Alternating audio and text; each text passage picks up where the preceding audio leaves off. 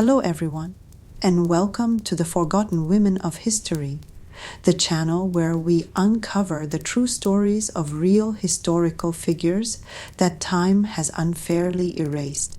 Today, we're telling the story of Xenia Godunova, the daughter of Boris Godunov, the very first elected Tsar in Russian history. She was born into power at the worst possible moment, the beginning of the 17th century, when Russia was spiraling into one of the most violent chapters in its history: famine, false Tsars, civil war, a crisis so severe it nearly wiped the Russian state off the map entirely. What fate awaited a young woman caught in the middle of all that? And how did she face it? Stay with us. You're about to find out. But before we begin, if you're new here, please take a second to hit like and subscribe. It genuinely helps this channel grow, and it means we can keep bringing these forgotten women back into the light. Now, let's begin. Chapter 1: The Locked Room. June 1605. The Moscow Kremlin, in the chambers where only yesterday the air had smelled of rose water and the wax of costly candles, there now hung the smell of fear, thick, animal, unbearable. Xenia Borisovna Godunova stood at the window of her bedchamber, the edge of her silk gown crushed white in her fingers. She was in her early 20s. A week ago she had been the daughter of the Tsar. Today she did not know whether she would live to see morning. Beyond the heavy door came voices, rough, drunken, triumphant. These were the boyars, the great nobles who not long ago had bowed to her father until their foreheads touched the floor, who had sworn loyalty and kissed the cross in oath. Among them she recognized the men who acted in the name of the pretender. Prince Vasily Golitsyn, Prince Vasily Mosalsky. She had known such names since childhood. These men had sat at her father's table. They had brought her gifts on her name day. Now they moved through the Kremlin like brigands, and she understood perfectly why they had come. She should explain for a reader unfamiliar with this distant world what these words meant. A Tsar was the sovereign of Russia, the equivalent of a king or emperor. A Tsarevna was a Tsar's daughter, a princess. The boyars were the highest nobility, proud men of ancient blood who resented anyone who rose above them. And her father, Boris Godunov, had committed the unforgivable sin of rising a man of modest lineage who had made himself emperor. The great families had never forgiven it. Below, something crashed. There was a woman's cry, long, desperate, breaking off in the middle. But this, in truth, is where memory and history part ways. Later legend would compress the family's ruin into a single bloody morning. The reality was slower, and in its slowness even more cruel. The truth was this: on the 1st of June, the Godunovs had not been slaughtered outright. They had been arrested, torn from the throne, dragged from the imperial chambers, and shut away under guard in the old Godunov family house in the city. Boris's widow, the Tsaritsa Maria Grigorievna, the boy Tsar Fyodor, and Xenia herself. For days they waited, not knowing which hour would be their last.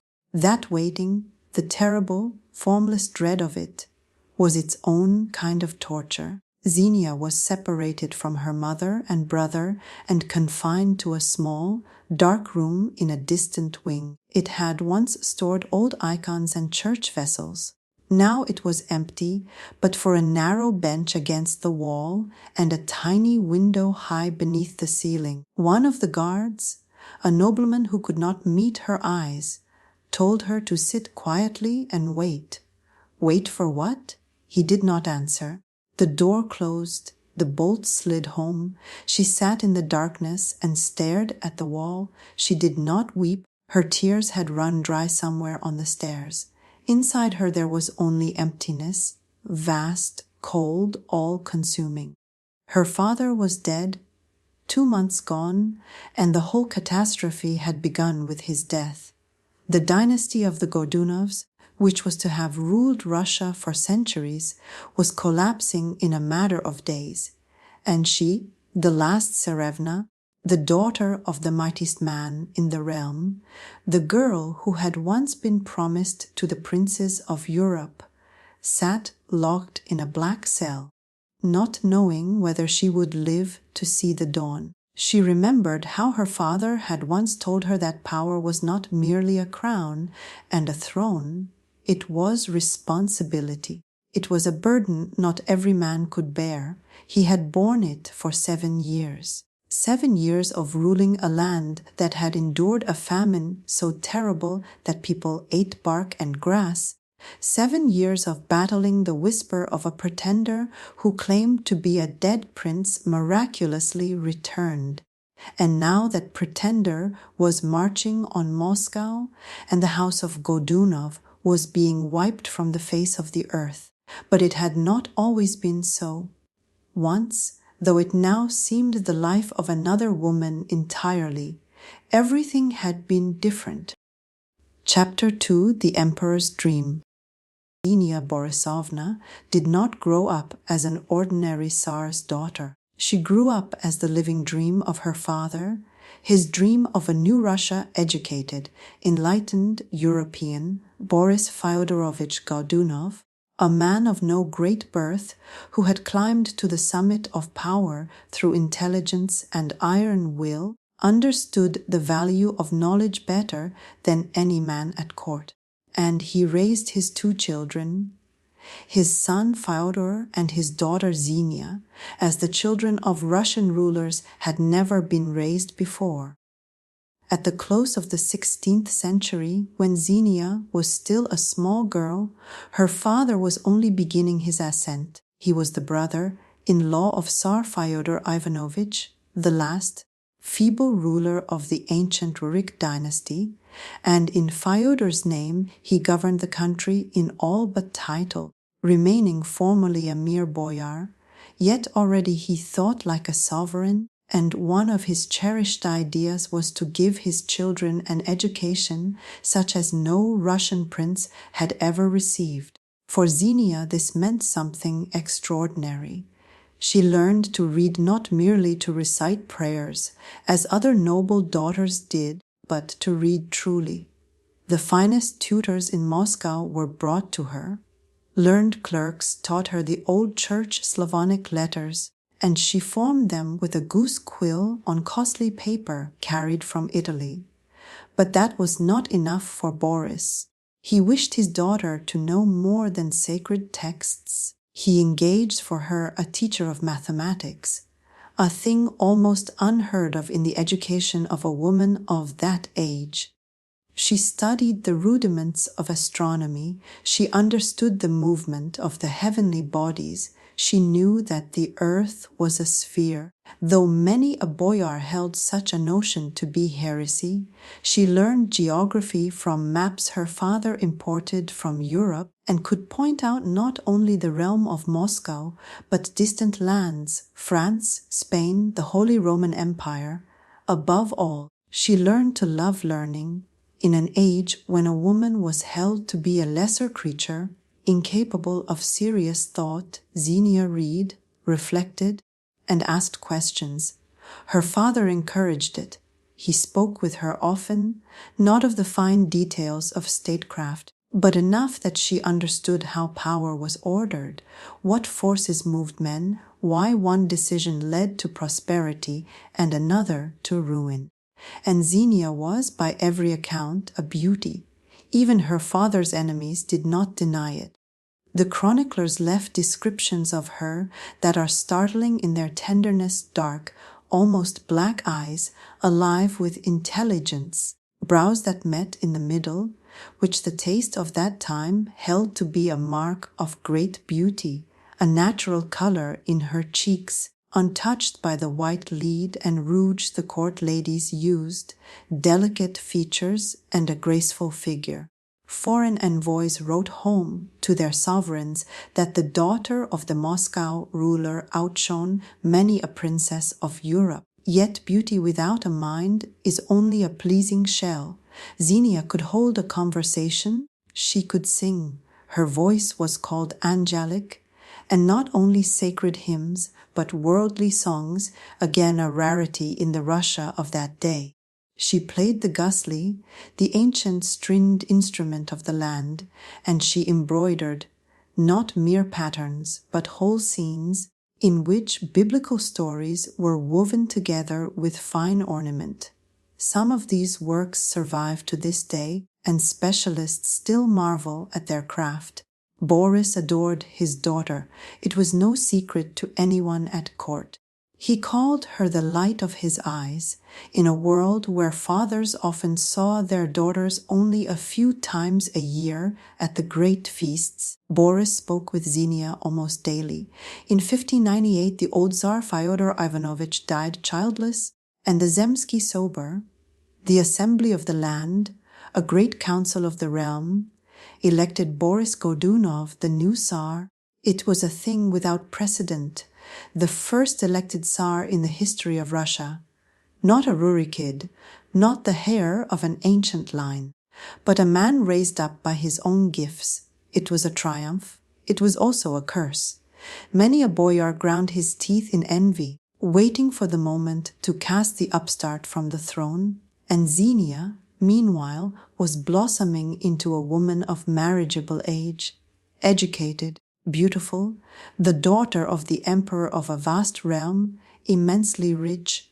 Her dowry could eclipse that of any princess in Europe.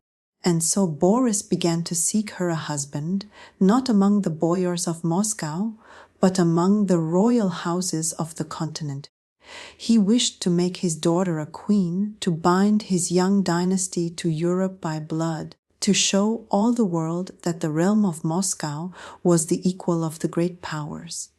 Negotiations went out to Sweden, to Denmark, to the German princes. Xenia knew of it all. She understood that she would soon leave Moscow for a foreign land and a foreign husband, a prospect at once frightening and thrilling. She prepared herself, studying foreign tongues and the customs of European courts.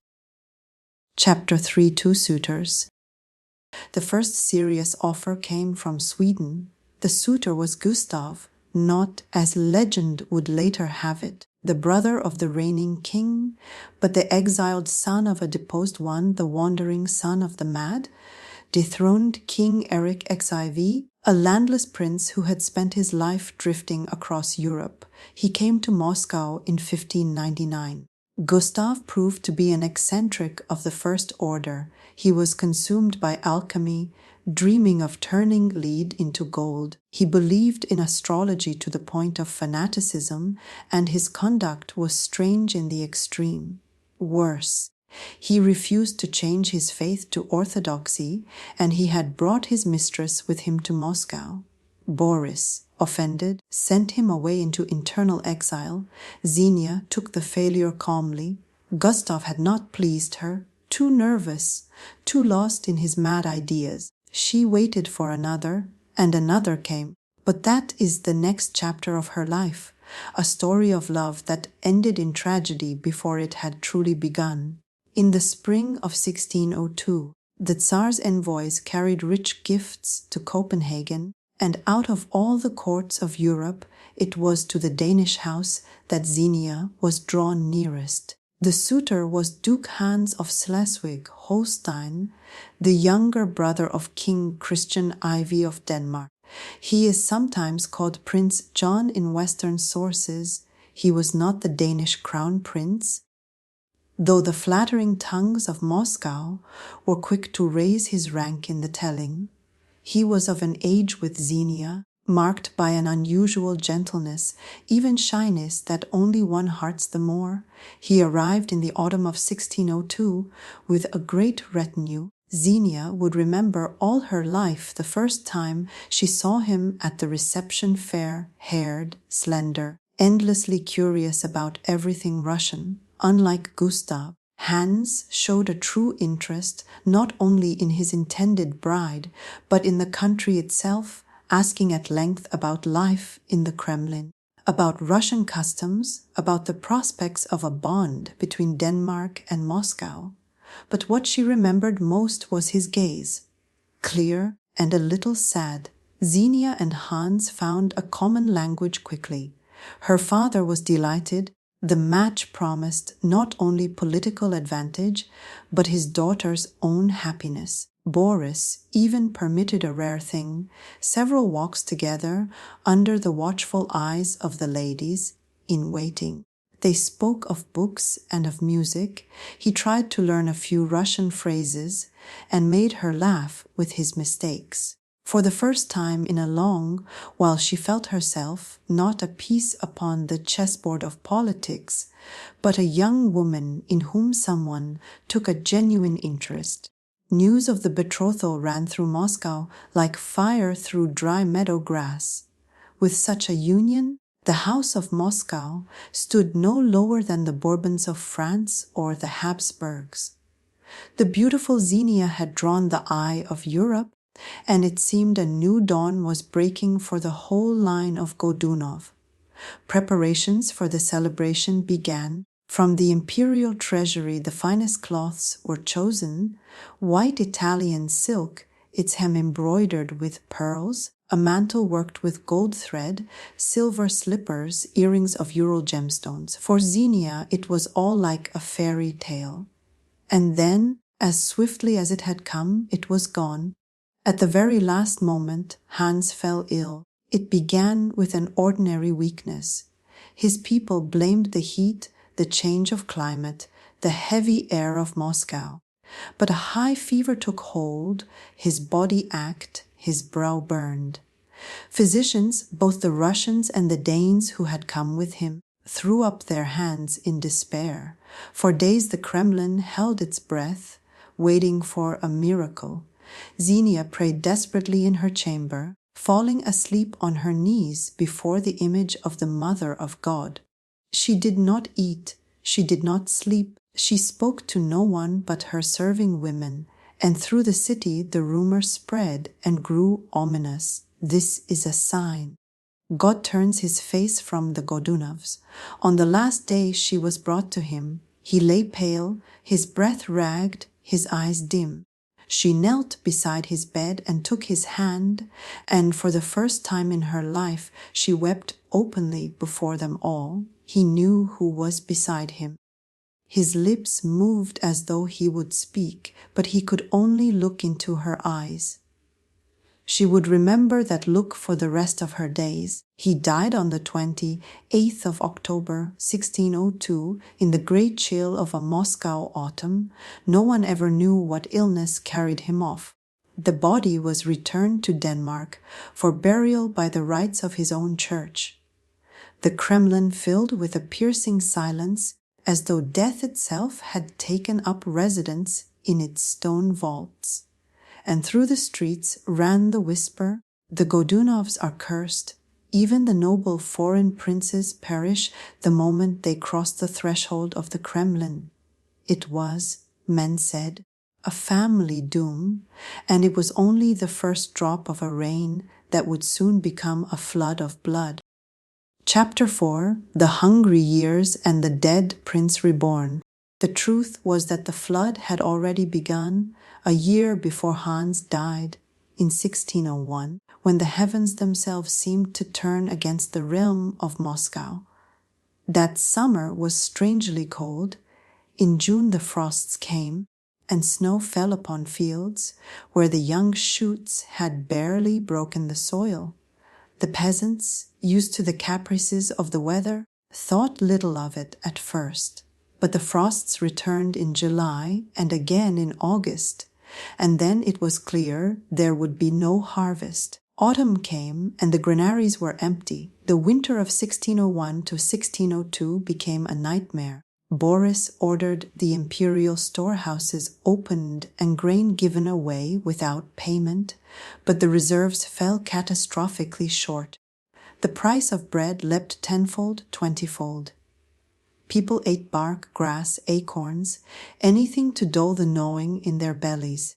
And then came stories more terrible still, gnawed human bones found in the villages, in the towns, the dead lying in the streets, while the living wandered like shadows, their bellies swollen with hunger. Xenia saw it with her own eyes from the Kremlin windows. The processions of the starving dragging themselves toward the gates in hope of a handful of flour. The carts heaped with corpses, hauled beyond the city and tipped into common pits, with no time even for Christian burial.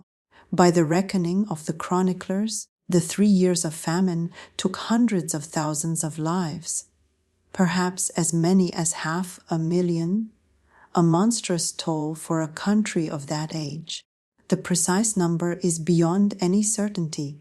The chroniclers counted in horror, not in ledgers. Boris flung himself into every remedy. He organized public works, paying men to build roads and fortifications so they might buy bread. He gave money from the treasury, remitted taxes, allowed peasants to leave their masters in search of a better fate.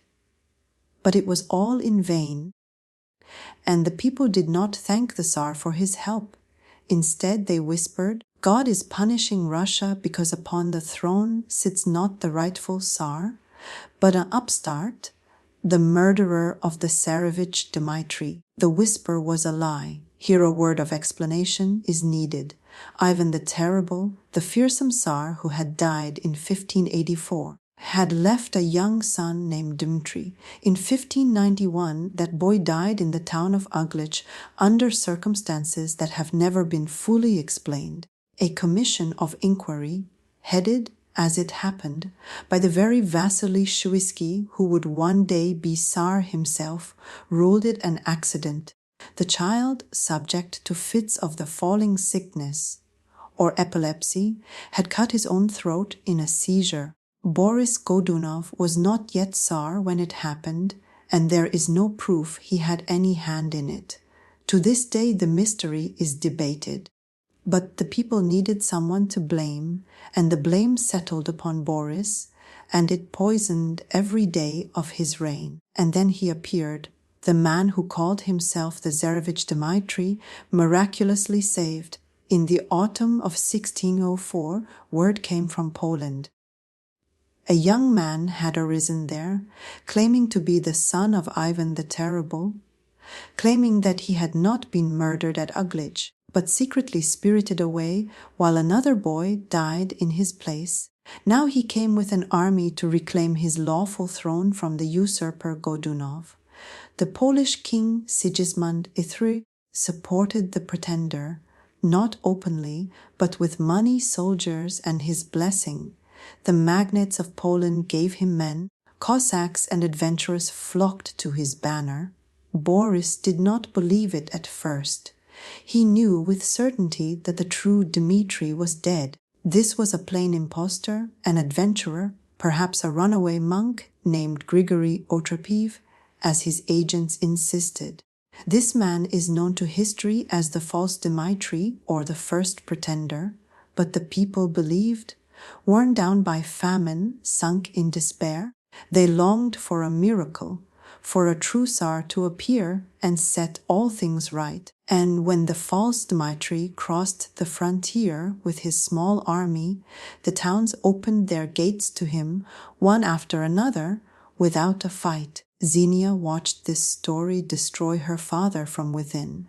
Boris, always so certain, so imperious, so iron-willed, began to gray before her eyes. He aged 10 years in a matter of months. The boyars who had sworn their loyalty now sat silent in council, their eyes averted.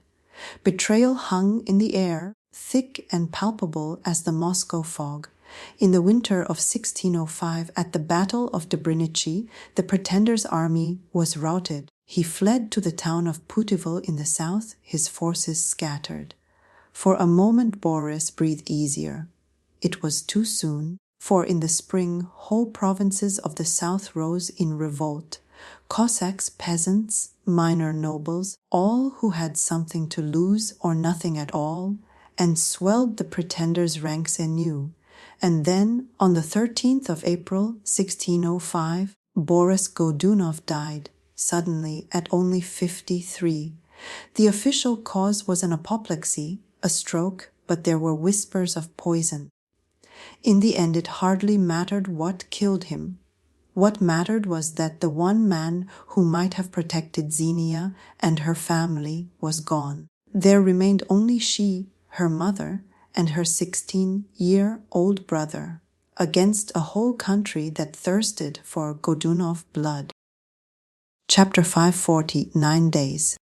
Fyodor Borisovich was proclaimed Tsar the same day his father died. The boyars gathered in the Kremlin, swore their oaths, kissed the cross.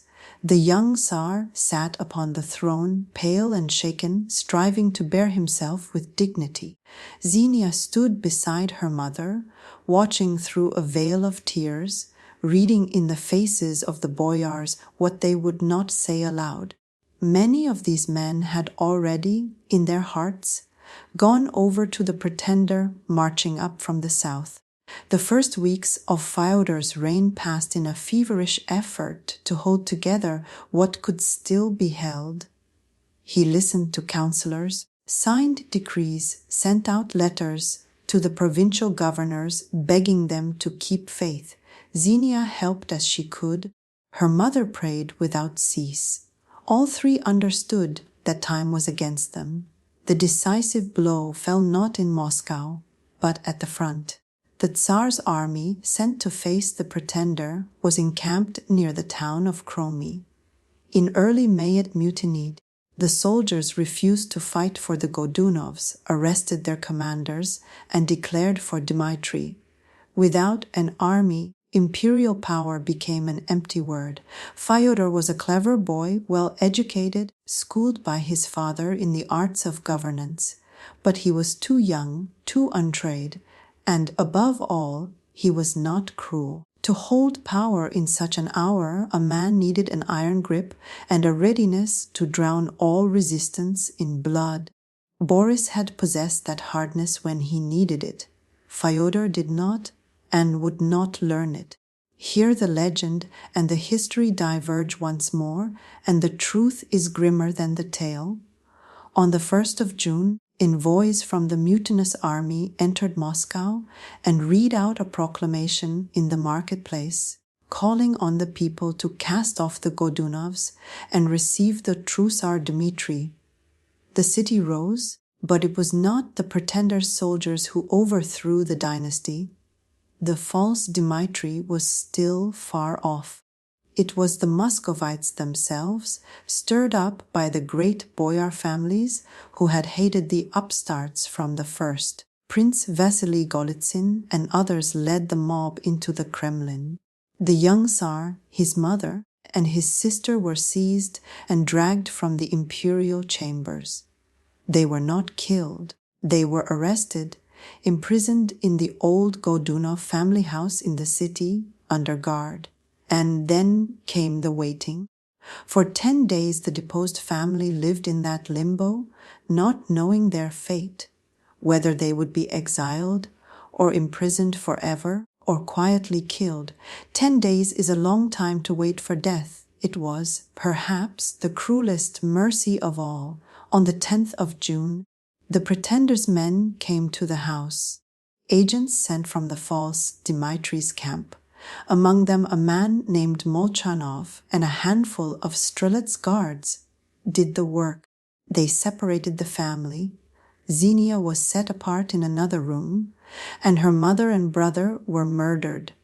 The details are contested, as such details always are. The chroniclers wrote of them with shame and in half whispers. The Tsaritsa Maria was strangled quickly. The 16-year-old Tsar Fyodor, who had reigned for 49 days, fought for his life, and it is said it took 4 men to overpower and throttle him. It was done swiftly, almost without noise, so as not to draw a crowd. Afterward, it was announced to the people that the Godunovs had poisoned themselves. The dynasty of Godunov ceased to exist. 7 years of Boris's labor, his strengthening of the state, his dream of an enlightened Russia, all of it ground to dust. The killers acted in the pretender's name, but in truth it was the vengeance of the great houses who could never forgive that a man of low birth had made himself their emperor. Xenia, shut in her room, did not yet know that her mother and brother were dead. She sat on the hard bench, shivering with cold and terror, listening to the sounds beyond the door, voices, laughter, footsteps, and then a long, oppressive silence. She could not name what she felt, but she felt it in her gut. Something irreparable had happened. A line had been crossed, and there was no path back across it. Some hours later the door opened and a boyar entered. She would not remember his face, only his voice, dry and indifferent.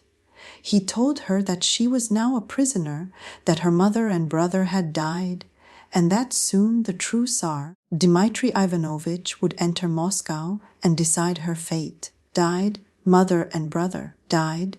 The words would not fit inside her mind. They bounced off like stones from a wall, and then something within her broke, wholly and finally, and she sank to the floor, convulsed in silent, tearless weeping. She was alone, the last of the Godunovs, the last Tsarevna of a dynasty that no longer existed. Chapter 6, The Pretender's Trophy. On the 20th of June, 1605, Moscow welcomed its new Tsar. The false Dmitri rode into the capital beneath the pealing of bells and the jubilation of the crowd. The curious, the frightened, and the truly believing all pressed together in the streets. He came on a white horse, robed in splendor, smiling and blessing the people. Around him rode Polish officers, Russian boyars, turncoats, and Cossacks, a motley host of adventurers who had carried him to the throne. Xenia heard the bells from her confinement. For 2 weeks she had remained in that dark room where they had held her since the murder of her family, in near total isolation. Food was brought to her, meager, cold. Now and then an old serving woman who had once attended the imperial chambers looked in, but now she feared even to meet the eyes of the former Tsarevna. Then, in place of executioners, came the servants of the new Tsar. They bade her make herself presentable, gave her clean clothing, not sumptuous, but decent, and combed her hair. Xenia obeyed in silence, mechanically, as though it were happening to someone else. They led her through the long corridors of the palace that had so recently been her home and was now a foreign, hostile place. Polish gentry in bright kaftans, Cossacks, servants, everywhere strangers, and the smell of wine and sweat. The Kremlin had become a military camp. They brought her to a great hall, and there, upon the throne of her father and her brother, sat a man of perhaps 5 and 20, short, reddish of hair, with clever, cunning eyes and an unpleasant smile, the false Dmitri, or Grigory Otrapiv, as those who knew the truth called him, runaway monk, adventurer, pretender, the man who had destroyed her family. He looked at her as at some curious object, a trophy taken in battle. He told her he bore her no ill will, that he understood she was a victim of circumstance, the daughter of a usurper, but guilty of nothing herself. Her father, he said, had been a villain, but what had she to do with it? She was merely a girl unlucky enough to be born into a cursed house, and he, a magnanimous sovereign, did not mean to put her to death. On the contrary, he wished to show her mercy, after he had ordered her mother and brother killed. What mercy could there be in a murderer? but she held her tongue, for she understood that her life hung by a thread, and one careless word might sever it.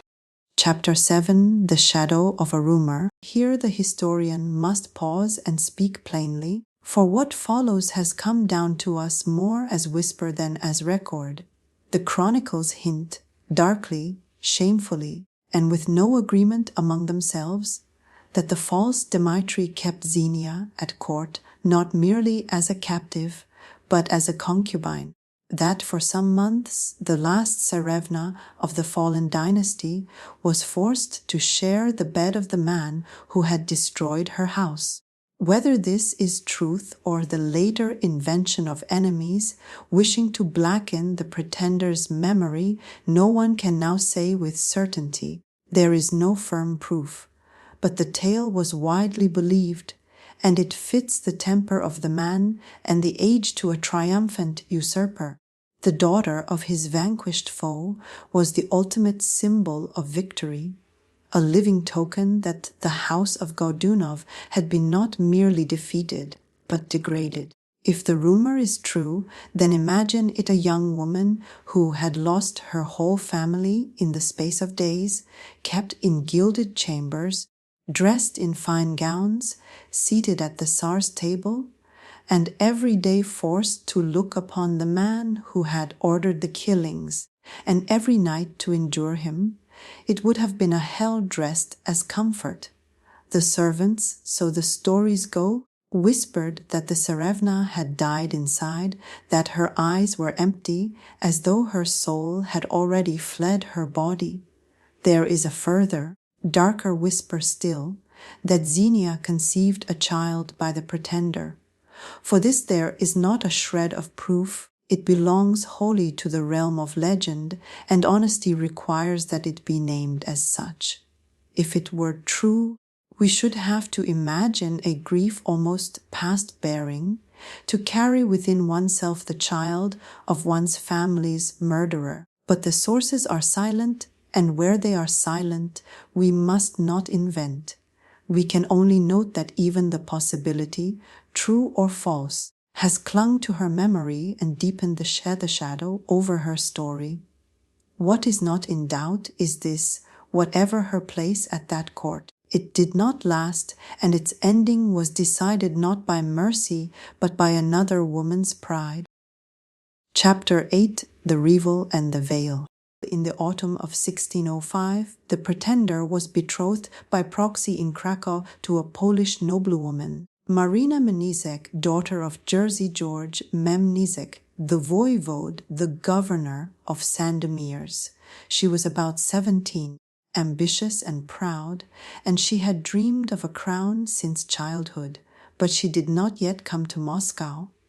The betrothal was one thing, the journey and the wedding were another, and months would pass before she set foot in the capital. In the meantime, the pretender had a problem to resolve, and that problem, so the tales insist, was Xenia. Marina and her father knew of the Godunov girl kept at court, and it was intolerable to them.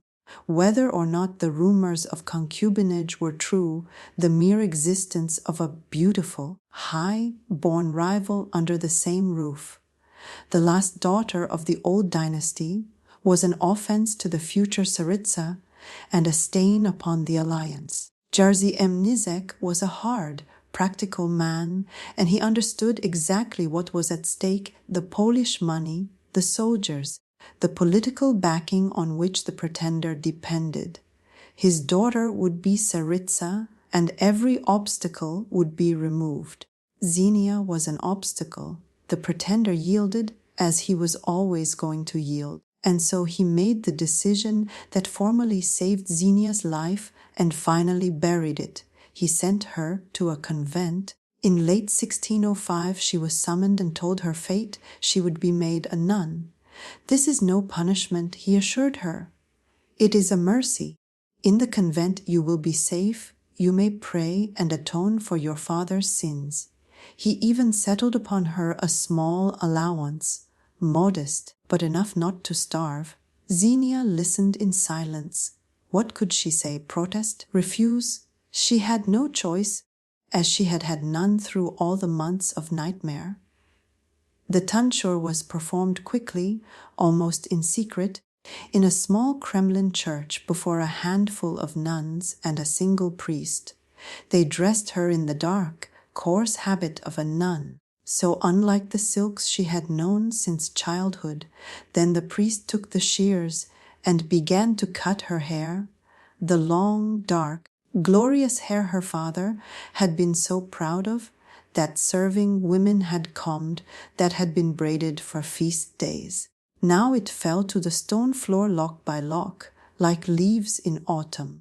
Xenia watched it settle at her feet and felt that with it they were severing the last thread that bound her to the past, to the girl she had once been, the learned Tsarevna, the beauty, the bride of European princes. Now she was the nun Olga, no one, a living ghost, shut behind convent walls so as not to trouble the new order as it built its reality. She did not weep. She had no tears left. She only stood motionless while the priest completed his work, turning a princess into a nun. She was sent to the far north, by most accounts to the Resurrection Convent at Gorodzi on the White Lake, deep among forests and marshes, a place forgotten by God and men, where troublesome noblewomen were sent to vanish. She traveled in a covered cart under the escort of Streltsy, the musketeers of the Tsar. The winter came early and hard that year. The roads were choked with snow, and the journey lasted a week, when the cart at last stopped before the convent gates. Xenia saw the place that would be her home, wooden walls, sagging out buildings, a little church with peeling paint. All of it poor, decrepit, abandoned. The nuns who met her were the same, gray, faceless, silent. The abbess explained the rule prayer from dawn to dusk, physical labor, meager food, and no talk of the past. Here there was no Tsarevna Xenia Godunova. Here there was only the nun Olga, a sinner atoning for the sins of her house. She lay awake that first night on a hard bench, listening to the wind howl, watching a small candle burn before an icon in the corner, and thinking that her life was over. She was in her early 20s, and she felt as ancient as the hills. Meanwhile, Marina Amnizek had what she wanted. The rival was gone. The road to the throne was clear. In May 1606, the great wedding took place. On the 8th of May, Marina was crowned, and the pretender married his Pole, and she became Tsaritsa of Russia, and Xenia Godunova remained in her far-off convent, struck out of history, forgotten by all. Chapter 9: The Land on Fire. But even convent walls were no refuge. The great turmoil that had seized Russia, the years the Russians themselves would call the Smuta, the time of troubles, spared no one. Not tsars, not boyars, not peasants, not nuns in distant cloisters. The country was burning in the fire of civil war, and the flames reached even the remote convent on the White Lake. Word of what had happened in Moscow on the 17th of May 1606 reached the convent some weeks later. The false Dmitri was dead. The boyars had risen against him under Prince Vasily Shuisky. They had stormed the Kremlin, cut down the pretender's Polish followers, and killed the man himself. He did not, as the lurid tales would have it, meet his end torn apart in the throne room.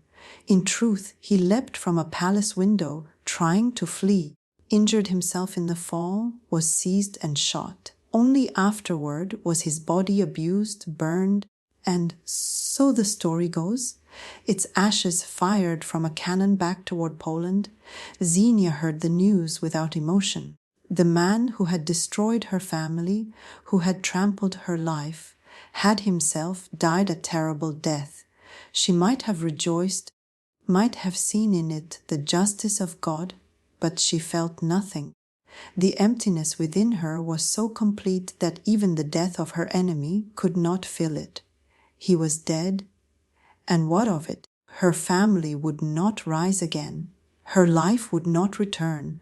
She would remain the nun Olga in a cold cell at the edge of the world. The new Tsar, Vasily Shuisky, ordered the bodies of Boris Godunov, his wife, and his son, which lay in obscure graves, to be reburied with honor at the Trinity St. Sergius Monastery, the great fortified abbey northeast of Moscow that was the spiritual heart of the realm. It was a political gesture. Shuisky wished to rehabilitate the Godunovs, to prove them lawful rulers and Dmitry a fraud. And Xenia was summoned from her convent to accompany the remains of her family on their last journey. The bodies of her parents and brother were carried on separate carts. She looked at the coffins and tried to imagine that her loved ones lay within. But more than a year had passed. The bodies had long since decayed. These were only bones wrapped in shrouds.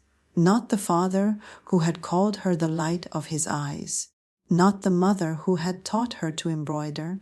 Not the brother she had grown up beside. Only remains.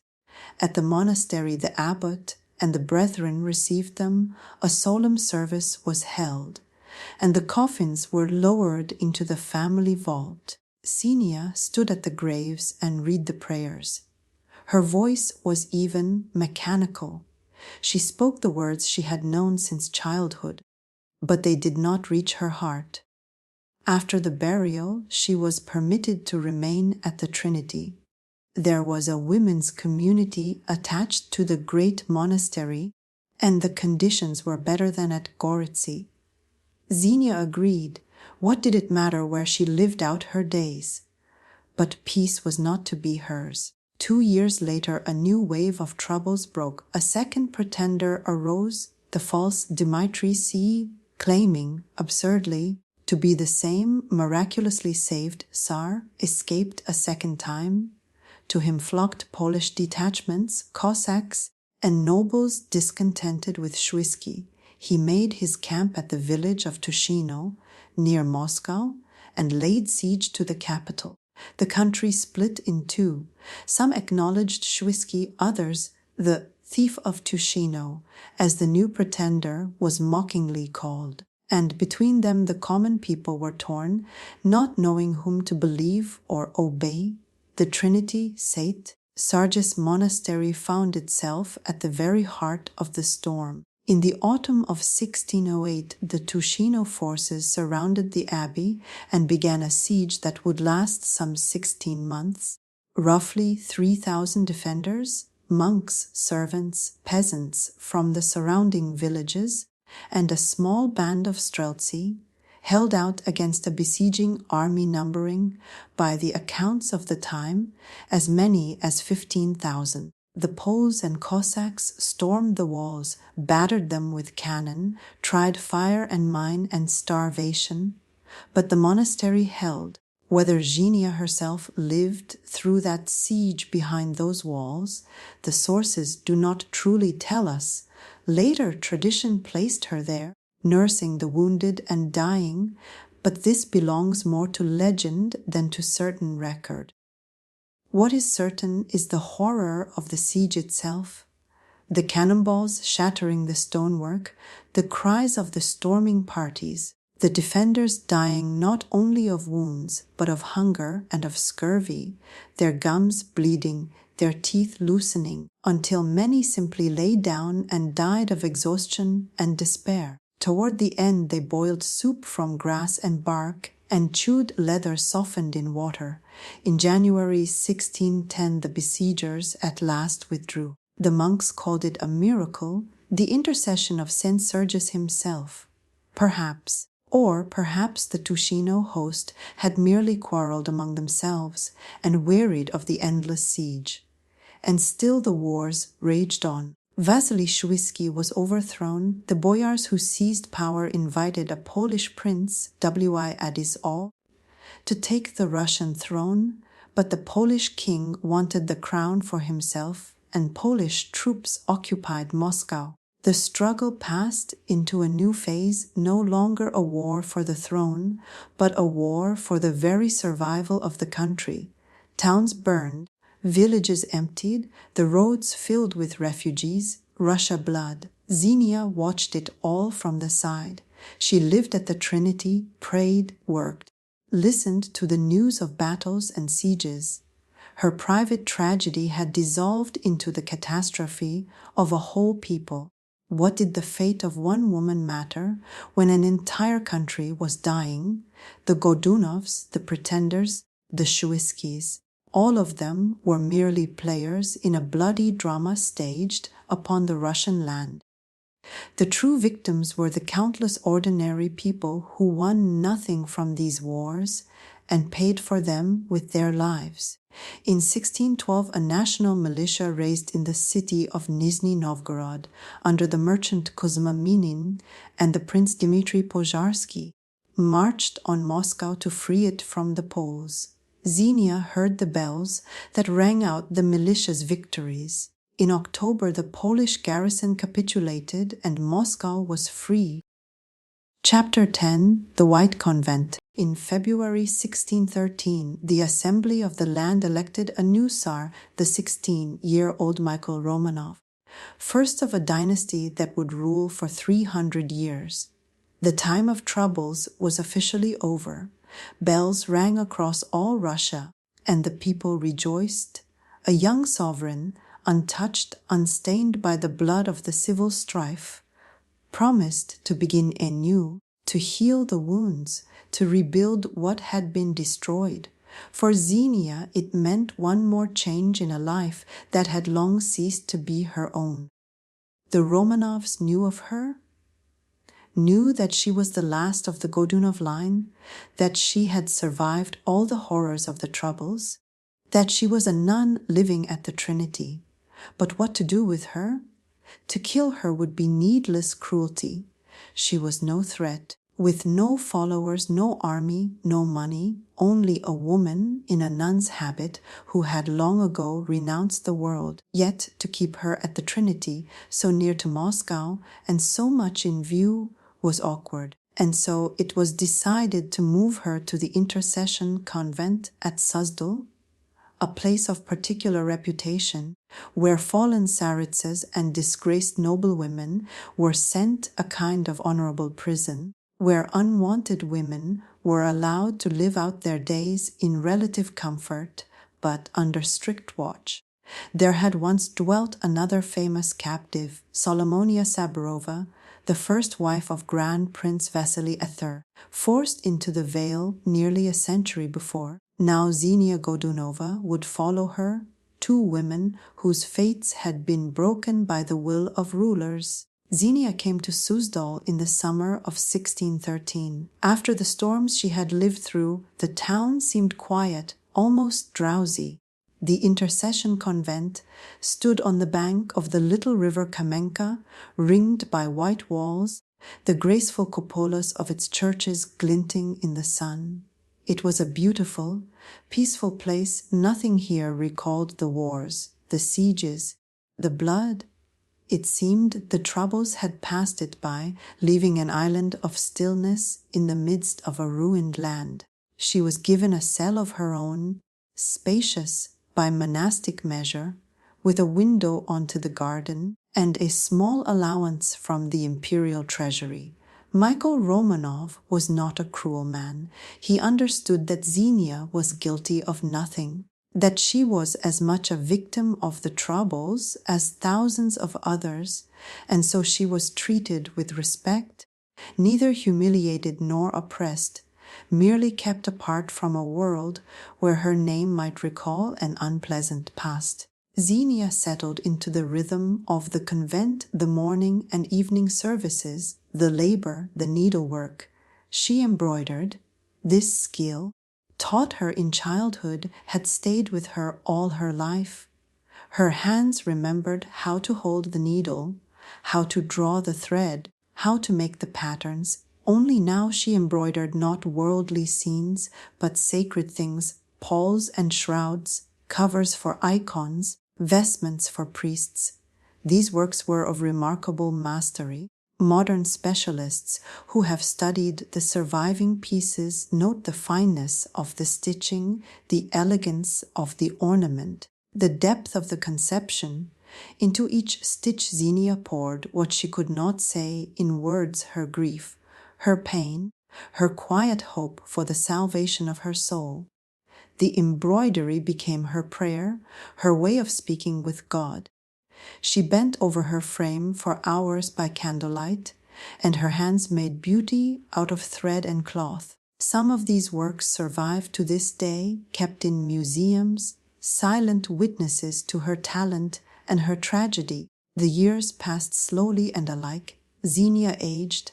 At 30 she looked 40, her hair grayed beneath her veil, her face lined, her back bent from the long hours over the needle. The beauty men had once marveled at withered like a flower without sun. But she did not try to keep it. Beauty had belonged to that other world, the world that had renounced her, or that she had renounced. Sometimes visitors came, distant kin, or some old boyar who remembered the old days. They brought gifts, asked after her health, shared news of Moscow. Xenia listened politely and answered briefly, without interest. What were the intrigues of Moscow to her now? That world was no longer hers.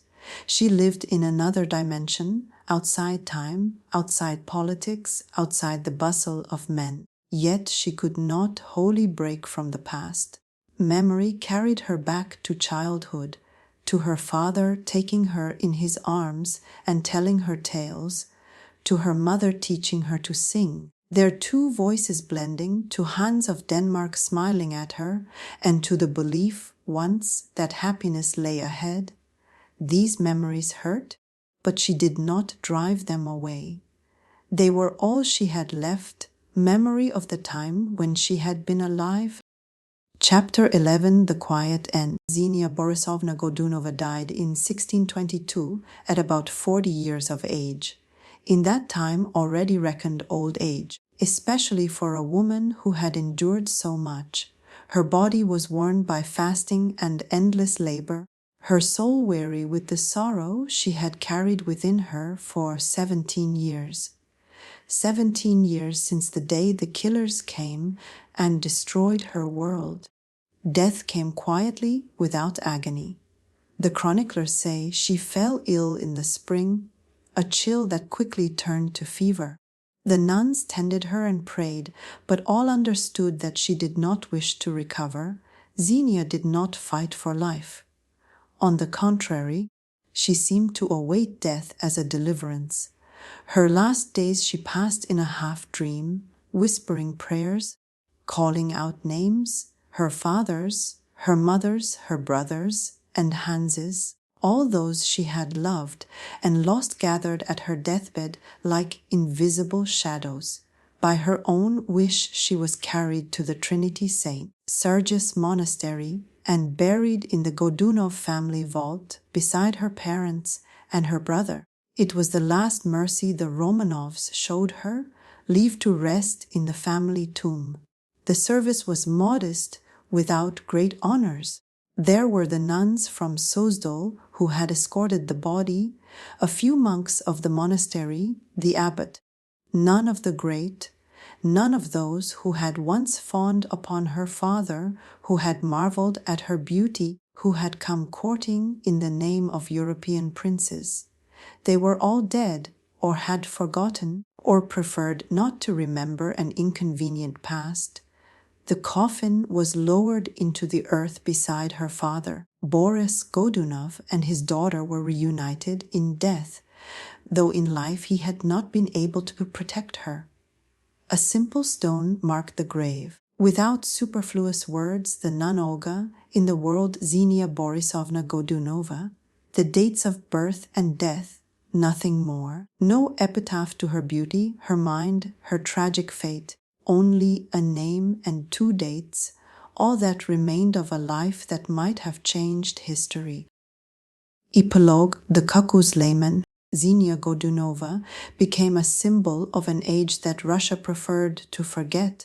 The time of troubles was too terrible, too shameful, to be remembered with pleasure. The new dynasty of the Romanovs built a new history, and in it there was no comfortable place for Godunovs, for pretenders, for boyar intrigues. All these names and events slipped gradually into shadow, becoming footnotes in the chronicles. And Xenia, the last Tsarevna of a perished dynasty, became one of those forgotten footnotes. But her story is more than a private tragedy. It is a story of how empires and lives collapse, of how education, beauty, high birth, and wealth count for nothing when chaos comes. Xenia received the finest upbringing of her time. She was clever, gifted, beautiful. She was groomed to be a queen, to rule, to shine at the courts of Europe. But history decreed otherwise. She became not a queen but a victim, not a ruler but a captive, not the mother of a dynasty but its last dying echo, guttering out in a convent cell.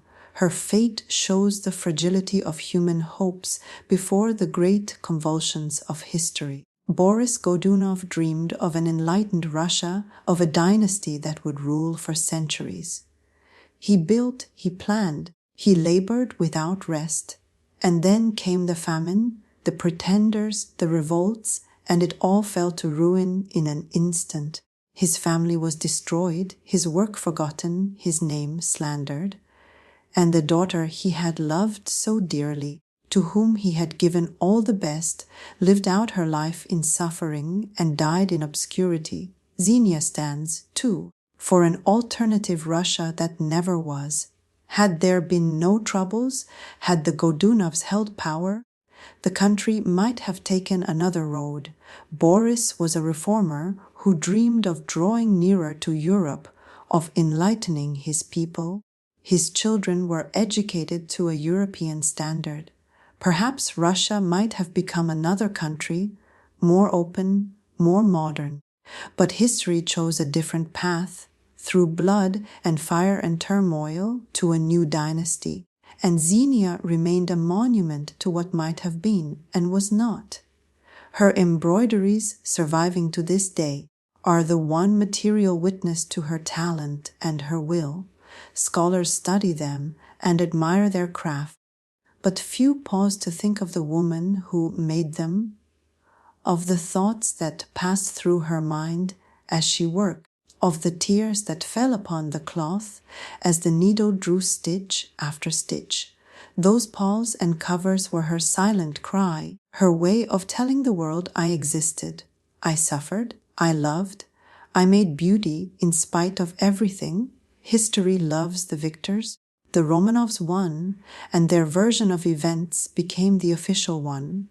The Godunovs lost, and they are remembered as usurpers and failures. But amid all those games of politics and intrigue and war, there was a living woman, Xenia Borisovna, the little girl who learned to read and write in the towers of the Kremlin, the young woman who waited for a prince and believed in love, the woman who survived the murder of her family and, if the darkest rumors are to be believed, worse than murder, the nun who embroidered in a cold cell and prayed for the repose of her family's souls.